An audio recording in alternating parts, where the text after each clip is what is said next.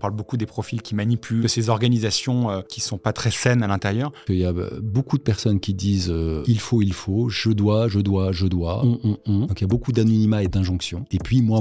Cette espèce d'injonction intérieure. Si tu ne te sens pas très bien dans cette situation et que tu dis c'est le problème de la situation, je change de situation, mais je ne veux pas me transformer, alors tu vas arriver exactement le même ailleurs et il pourrait se passer la même chose.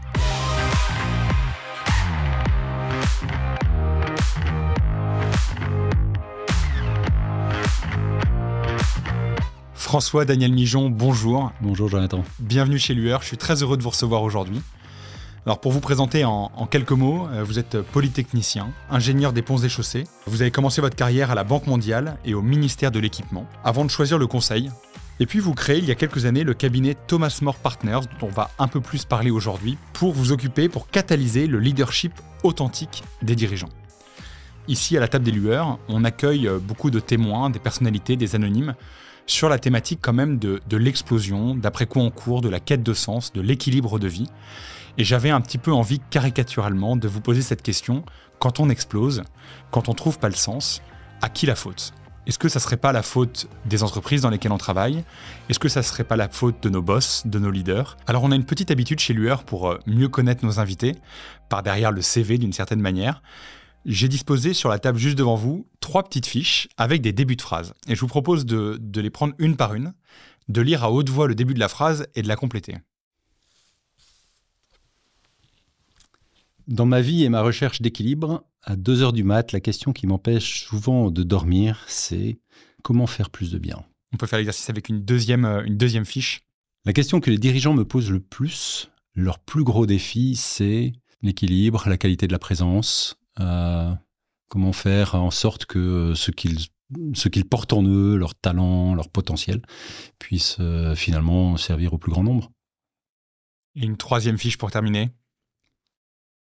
Pour moi, en tant que conseiller de grand leader, quelle est la bonne place du travail dans la vie ? C'est une place très importante, mais avec une manière de s'y engager, on en reparlera sans doute, qui permet de le rendre harmonieux avec l'ensemble de ses composantes, la vie de famille, la vie amicale, la vie citoyenne. Il ne peut pas prendre toute la place, il a sa juste place.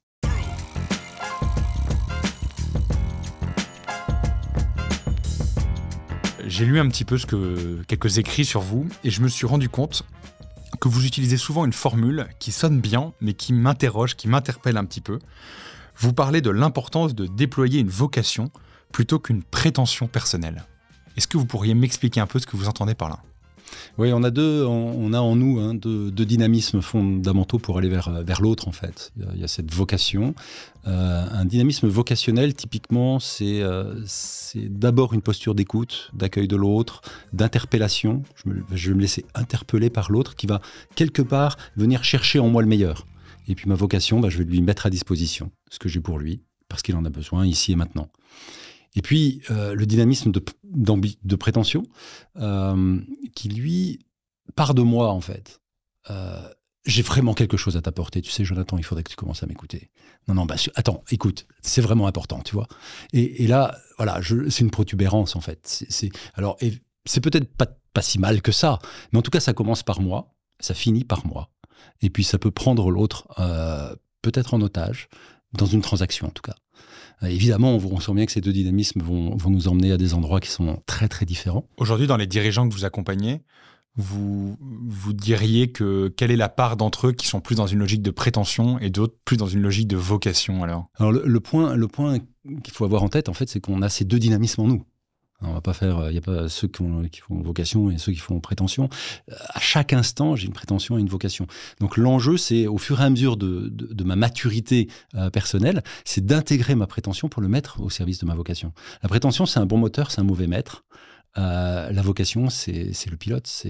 Et donc finalement, quand je regarde les dirigeants que j'accompagne, qu'est-ce qu'on va les aider à faire ? C'est découvrir ces 2 dynamismes, les nommer pour qu'ils les reconnaissent, qu'ils sachent quand ils sont dans un domaine, dans un dynamisme de vocation ou dans un dynamisme de prétention, pour progressivement arriver à avoir une belle qualité de présence qui est une prétention au service de leur vocation.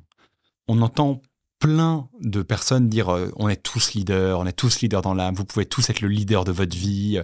Est-ce que vous, quand vous parlez de leader authentique, vous parlez plutôt des dirigeants où vous parlez de nous tous, n'importe qui nous écoute, on est tous des leaders plus ou moins en herbe, ou en tout cas appelés à être leaders.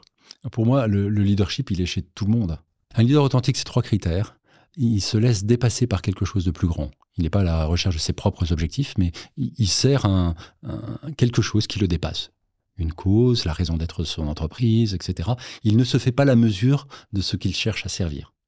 Le deuxième critère, c'est qu'il regarde les autres personnes comme des personnes authentiquement rencontrées dans une rencontre qui va être mutuellement féconde, qui va aider l'un et l'autre à grandir, plutôt que de se dire que ok, je suis entouré de ressources et je vais bien les utiliser. Donc humble et altruiste pour l'instant d'une certaine manière, quoi. Absolument. Et puis le troisième, c'est il considère qu'il est le problème et pas la solution.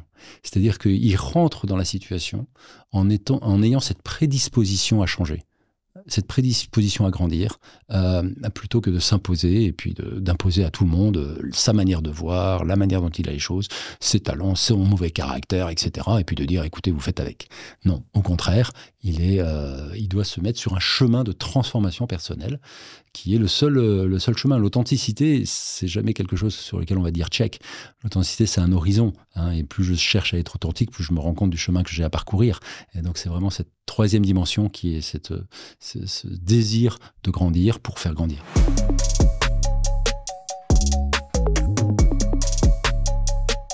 Alors on va continuer d'avancer là dans notre échange et rentrer dans cette deuxième étape, cette étape de la perte progressive du contrôle. Où est-ce que vous mettez le curseur justement entre ma responsabilité et peut-être le fait que les leaders ne sont pas ajustés, n'ont pas travaillé sur eux-mêmes. On parle beaucoup des profils qui manipulent, on parle beaucoup de ces organisations qui sont pas très saines à l'intérieur. Comment vous appréhendez ce sujet-là du rapport entre l'individu, leader, et les gens qu'il a sous sa responsabilité ? Il y a quelques points de repère à avoir très, très simples, mais très précieux.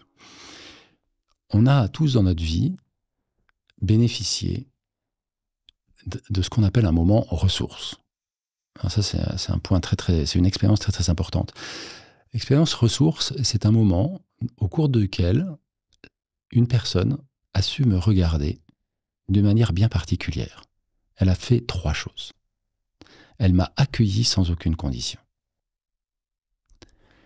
Elle a mis à disposition le meilleur de ce qu'elle était, sans aucun esprit de retour.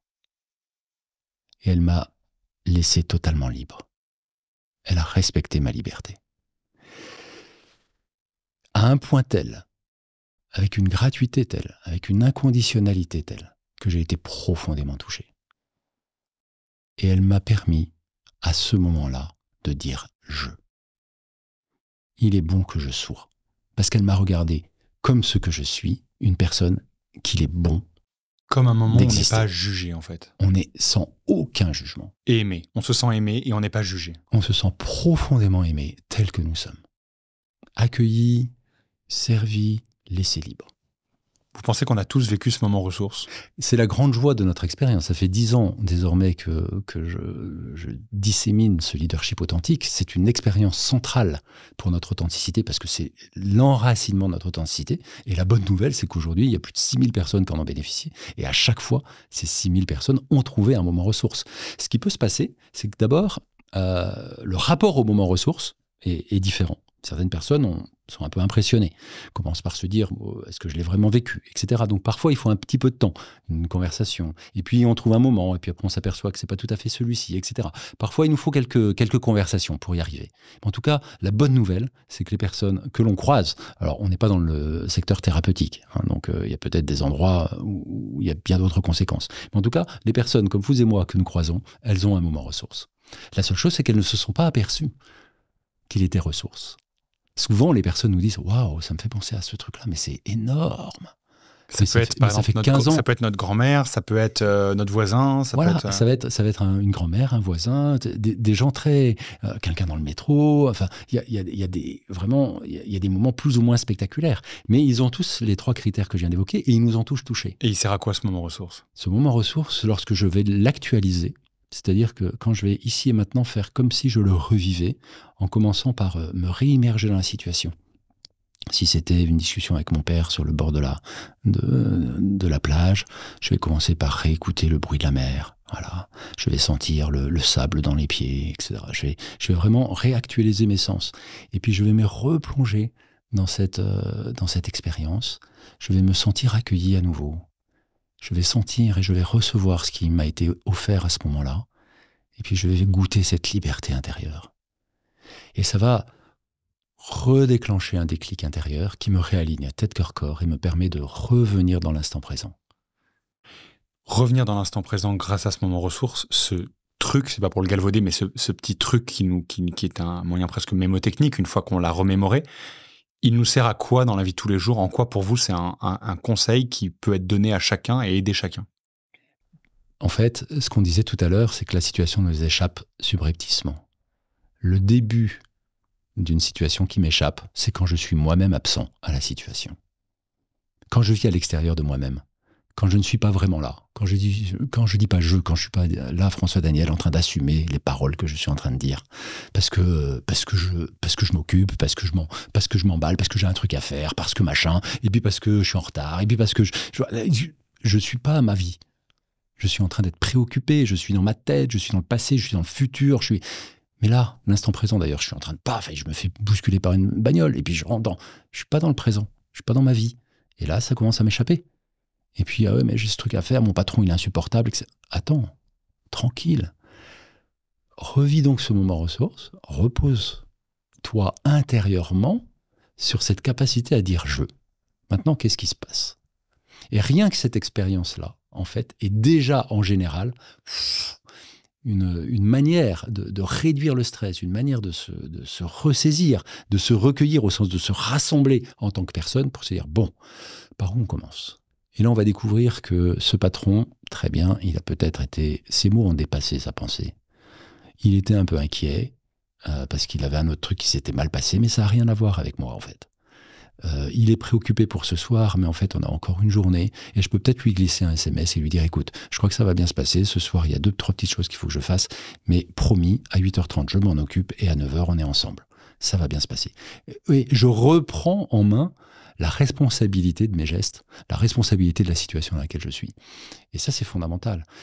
Donc, vraiment, ce moment ressource, justement, c'est là qu'est... Et moi, j'aime beaucoup, Jonathan, tu dis, c'est un truc. Oui, c'est un truc, c'est pas grand-chose. À part que ça peut être... C'est une expérience pivot. Donc, quand vous dites « je », ça veut dire qu'en fait, pour vous, énormément de personnes aujourd'hui s'oublient complètement et sont absorbées par leur organisation, par les désirs de leur entourage, par les désirs de leur boss, et sont en fait absents à eux-mêmes. D'une certaine manière, c'est-à-dire qu'il y a beaucoup de personnes qui disent il faut, je dois, on. Donc il y a beaucoup d'anonymat et d'injonctions. Et puis moi. Cette espèce d'injonction intérieure. Mais le jeu qui est un jeu libre, qui est un jeu de dire mais finalement, Jonathan, ici et maintenant, on peut décider de ce qu'on va vivre. On peut décider de la conversation qu'on va avoir. On peut décider de ce qu'on se dit. Et j'assume ou pas. Je me pose pour assumer. Voilà, c'est ça. Dire je, c'est vraiment ça. Mais c'est le début de tout leadership. Et effectivement, je ne peux pas, s'il n'y a pas une forme de gouvernement de soi, je ne peux pas m'occuper des autres. Mais si mon je déplaît? Parce que moi, quand je commence à dire je ne peux pas faire ça, je ne pourrai pas être là demain matin, je n'ai pas le temps de répondre à ta demande, je ne peux pas suivre ce rythme. Les autres vont me dire, non mais moi j'ai besoin de ça, moi je t'attends là, moi je suis pas d'accord avec toi, moi je veux pas t'encourager dans ce projet. Quand mon jeu déplaît. Le jeu va ouvrir à la conversation. Il n'est jamais unilatéral. Dès que je suis au meilleur endroit, alors j'invite le tu. Que faisons-nous ensemble? Ah ben moi j'aimerais bien qu'il y ait ça qui se passe. Ah oui mais attends parce que moi j'ai une contrainte ce soir. Ok attends très bien. On co-construit. Le jeu va chercher le tu pour dire nous et co-construire. Et chercher des solutions qui sont des solutions, ce qu'on appelle nous techniquement de convergence. C'est-à-dire qu'on va chercher ensemble à systématiquement dépasser la réalité dans laquelle nous sommes par le haut. Ça prend un temps de dingue de faire ça, non? Ben, ça prend le temps qu'on a passé par exemple ensemble quand la première fois qu'on s'est vus. On ne savait pas très bien pourquoi. On a fait connaissance. Et je me souviens, c'était une très très belle rencontre. On s'est dit, tiens, Jonathan, qui êtes-vous? Qui suis-je? Qu'est-ce qu'on peut faire ensemble? On a réfléchi, et on a finalement atterri sur quelque chose. Mais on l'a recherché. On ne savait pas. Et on n'a pas perdu notre temps. Au contraire, on s'est rencontrés et on a atterri sur quelque chose qui fait sens. Ou en tout cas, j'espère que les auditeurs trouveront que ça fait sens. quand je vous écoute, j'ai l'impression qu'il n'y a pas de limite. Ça veut dire qu'en fait, une personne qui a un problème, qui a un caillou dans sa chaussure, n'est pas forcément arrivée à une limite. On parle parfois d'un plafond de verre. Ça veut dire peut-être qu'une personne n'est pas faite pour diriger, n'est pas capable d'assumer une telle pression, n'est pas à sa place dans l'organisation, est mal organisée. Comment vous faites quand le sujet n'est pas un sujet de transformation de son leadership, mais plutôt un sujet d'une personne qui est arrivée à ses limites? Et est-ce qu'on a une limite, en fait? L'endroit où nous sommes correspond d'une certaine manière à une forme d'équilibre, même s'il est déséquilibré. Quand même faut qu'on se le dise. Il y a un peu un côté, si on est là, c'est qu'il y a quand même quelque chose à en faire. C'est qu'il y a quelque chose, il y a quelque chose à en faire, mais si j'en suis là, c'est pas totalement par hasard. Assumer que là où nous sommes dit quelque chose de ce que je suis, c'est un point de départ d'ancrage dans le réel qui va nous permettre de travailler. Après, donc typiquement, quand on accompagne les personnes, souvent elles viennent, elles disent « ouais, je suis pas à ma place, etc. » On leur dit « attends, la première chose, ça va être de se connaître pour habiter ta place, l'endroit où tu es. Mais l'habiter avec ton jeu, l'habiter tel que tu es, avec ton authenticité. Et puis, peut-être que tu vas prendre conscience que si tu déploies le meilleur de toi-même, ce qui est déjà une bonne première étape, à cette place, alors le papillon que tu es a besoin d'un peu plus d'espace pour s'envoler. Très bien, eh bien on s'envolera. On va changer, on va chercher le meilleur endroit. Mais attention, parce que si tu ne te sens pas très bien dans cette situation, et que tu dis c'est le problème de la situation, je change de situation, mais je ne veux pas me transformer, alors tu vas arriver exactement le même ailleurs et il pourrait se passer la même chose. Donc ce que je vis à l'extérieur, c'est un peu un reflet de quelque chose que j'ai à changer ou à prendre conscience à l'intérieur. D'une certaine manière. En tout cas, il y a une correspondance. Il y a une correspondance. Et par exemple, je suis séduit par... je suis entouré de gens brillants, machin, puis je me dis, bah oui, mais du coup, on travaille trop, etc. Oui, à part que tu aimes bien être entouré de gens brillants. Voilà. Donc si tu pars et que tu te réentoures de gens brillants, parce que de toute manière, tu n'as pas compris que c'était un truc qui était hyper stimulant, même si ça te faisait du mal, tu vas recommencer. Et donc, dans 1 an et demi, on va se retrouver au même endroit. Si tu comprends que tu as un rapport aux gens brillants qui est peut-être pas totalement ajusté, tu vas découvrir que finalement, oui, peut-être qu'on peut travailler avec des gens normaux, que c'est pas plus mal, et que ça va faire du bien, et que si j'ai ce déplacement, tu vas peut-être choisir un endroit où l'environnement de travail sera plus équilibré. Et donc, tu vas avoir une vie plus harmonieuse. Mais s'il n'y a pas eu ce chemin intérieur de prise de conscience, le choix risque de se répéter. Et on arrive parfois, hélas, à avoir des personnes qui ont des patterns dans leur vie. Et on voit une expérience, ça prend un cycle d'1 an et demi, et puis un deuxième, et puis un troisième, et puis un quatrième. Et c'est la même chose qui se passe. Et c'est la même histoire. Ça, c'est des personnes qui ne relisent pas suffisamment leur histoire pour savoir ce qu'il y a à travailler en eux pour vivre différemment des circonstances.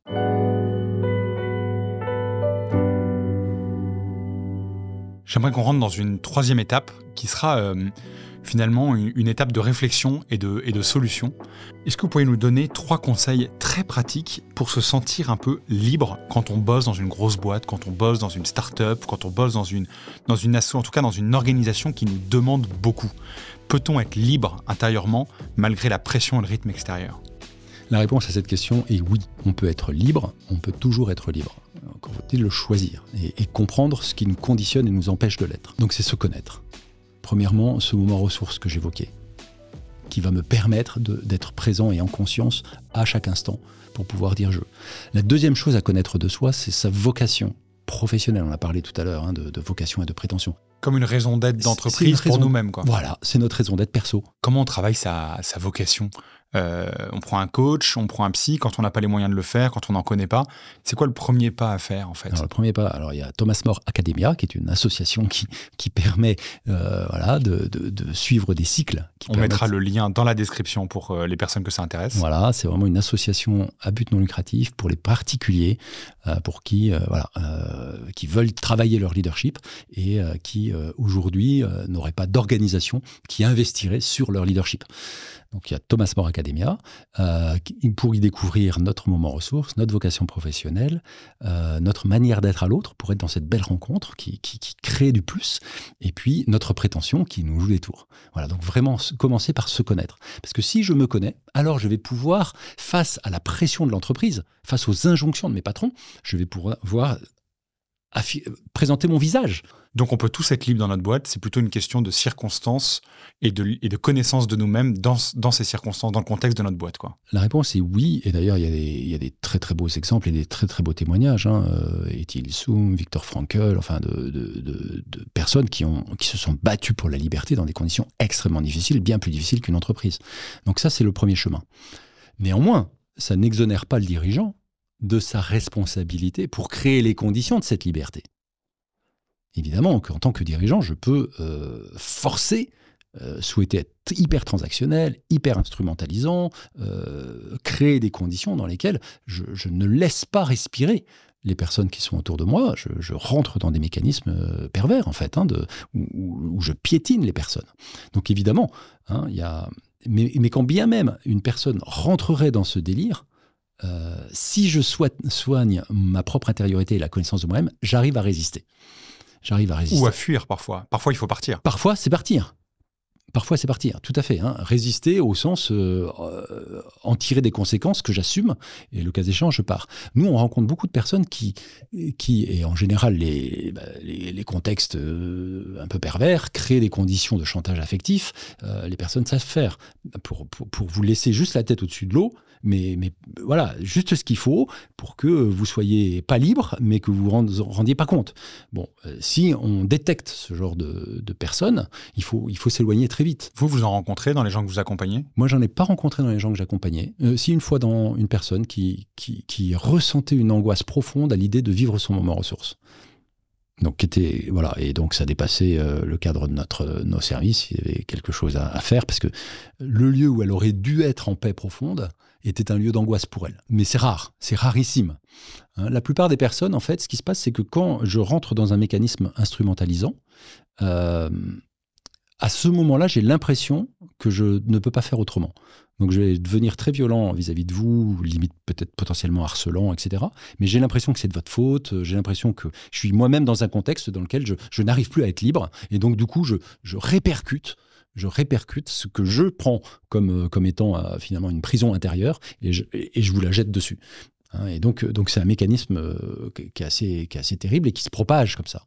Donc évidemment, il y a quand même beaucoup d'ignorance. Nous, quand on travaille avec les dirigeants, on leur fait prendre conscience de ce mécanisme-là, et du coup, ça les libère pour eux-mêmes, et ils se disent « Ah ouais, waouh, mais alors c'est comme ça que je traite ceux qui sont autour de moi ?» La réponse est oui. À partir de demain, essaye de moins le faire. Et là, il y a quelque chose qui bouge du jour au lendemain, parce que en général, si je ne le sais pas, je fais pas attention, mais quand je le sais, je fais attention. Et on a quand même, la plupart du temps, des gens qui sont de bonne foi. Il y a cette petite population. Moi, ça m'est arrivé une fois dans ma vie de tomber sur quelqu'un qui, je sentais bien qu'à chaque fois que je rentrais en interaction, je partais, j'étais pas bien intérieurement. C'est-à-dire que j'avais l'impression je sais pas, il y avait une amertume, je me sentais mal, et je me suis dit, mais qu'est-ce qui se passe, quoi? C'était bizarre. Voilà. Et quelque part, mes interactions avec lui réduisaient ma liberté intérieure, m'enfermaient quelque part. Et donc, j'ai pris la décision de plus travailler avec cette personne. On parle là depuis le début de notre vie professionnelle, de notre vie personnelle. J'aimerais qu'on parle 2 secondes de notre vie spirituelle. On en parle ici dans Les Lueurs. En quoi cette notion de la vie spirituelle peut venir nourrir mon rapport au travail, mon rapport au boulot, mon rapport à mon leadership? Est-ce que vous pourriez nous en dire 2 mots? Bien sûr. La vie spirituelle, c'est la vie de l'âme. C'est cette vie la plus intime que nous puissions avoir. Quand je fais l'expérience de ce moment ressource, en fait, je suis remis en conscience. Et donc, je suis en contact avec un silence intérieur. Et là, il y a un silence intérieur, mais ce silence ne dit pas rien. Ce silence dit quelque chose. C'est le début de la vie spirituelle en nous. Il y a quelque chose d'un murmure qui jaillit de mon silence intérieur et qui me dit, mais regarde, as-tu reconsidéré ce visage que tu as croisé il y a quelque temps? T'es-tu préparé à la rencontre de tout à l'heure? Qu'est-ce qui se passe? Qu'est-ce que tu vas y vivre? Pourquoi? Et ce dynamisme intérieur de la relecture, de la vie qui vient à ma conscience et qui dit quelque chose. Pour moi, c'est Dieu. C'est Dieu qui me parle dans cette petite voix. Voilà. Et pourvu que je l'écoute et que je ne lui fasse pas dire ce que j'ai envie qu'elle dise. Dieu, c'est une altérité. Donc il y a une voix qui me parle. Et donc ça, c'est le début de la vie spirituelle. Et puis après, en fonction de sa propre transcendance, sa propre religion, on va nourrir cette vie. Moi, je suis catholique, on va nourrir cette vie spirituelle. Mais c'est sûr que si cette vie spirituelle est nourrie, si on en prend soin, chaque fois que je vais être en conscience, il y a quelque chose qui va se passer de plus en plus clair, de plus en plus limpide. Et de plus en plus vivant. De plus en plus vivant. Et qui va, parce que je l'entends, parce que je l'accueille en conscience, et que qui va progressivement irradier mon jeu, la manière de dire jeu. Et je vais être, cette fois-ci, non pas un jeu dont je suis la propre origine, mais je vais être un jeu qui va se recevoir d'une transcendance pour s'offrir aux autres d'une manière bien particulière. On approche du terme de notre échange. Quel conseil vous donneriez à un jeune, ou moins jeune d'ailleurs, en tout cas à un actif surmené, à un leader, on est tous un peu leaders, qui enchaîne métro, boulot, dodo, qui court après une forme de réussite, de prétention, ou juste son salaire, le fait de garder son boulot. Quel conseil vous lui donnez pour peut-être faire un premier pas vers ce jeu, vers cette vocation dont vous nous parlez depuis tout à l'heure? C'est quoi le conseil que vous aimeriez donner? Le conseil, c'est vraiment pause. Pause, écoute ton corps, prends soin de ton corps, adopte un rythme qui te permet de vraiment, d'abord, de ne plus être diverti en train d'être hamstérisé, quoi. Il ne peut pas se passer une bonne chose à cet endroit-là. Donc on a l'impression qu'il se passe plein de choses, mais en fait il ne se passe rien, parce que c'est une boucle sur soi, et c'est très très dangereux. Parce qu'en général, on finit par être éjecté et on ne comprend pas pourquoi la trajectoire de l'éjection. Donc c'est vraiment attention. Attention, il y a un lieu de danger. Donc pause. Et puis après, prends le temps de se connaître, de te connaître. Pour te connaître, c'est ce voyage, ce que j'évoquais tout à l'heure, Thomas More Academia, ça fonctionne. Ce sont des lectures, ce sont des temps de silence, peut-être une retraite à un tel ou tel endroit, peut-être aller marcher, en tout cas prendre du temps pour être avec soi et avoir le courage d'être avec soi, pour pouvoir mieux se connaître. Ça, c'est le conseil, c'est les conseils. Et la question à se reposer souvent, tout au long de sa vie, si vous aviez une question à se reposer. Suis-je vivant ? Ouais, il faut se la reposer souvent, celle-là. Suis-je vivant parce que... Je vais peut-être dire quelque chose à la fois d'un peu de blague et profond. Souvent, il y a une discussion pour savoir s'il y a une vie après la mort. Je crois que la vraie question, c'est est-ce qu'on aura été vivant avant la nôtre ? Merci François-Daniel Mijon d'être passé nous voir ce matin chez Lueur. Merci les amis d'avoir écouté cet épisode. Si ça vous a plu, sachez qu'on revient tous les 15 jours avec un nouvel invité pour répondre à nos questions de 2h du mat'. D'ici là, je vous invite à vous abonner maintenant à cette chaîne en cliquant sur le lien juste ici pour ne rien rater de nos futurs épisodes et puis évidemment à nous suivre sur nos réseaux sociaux. À très vite.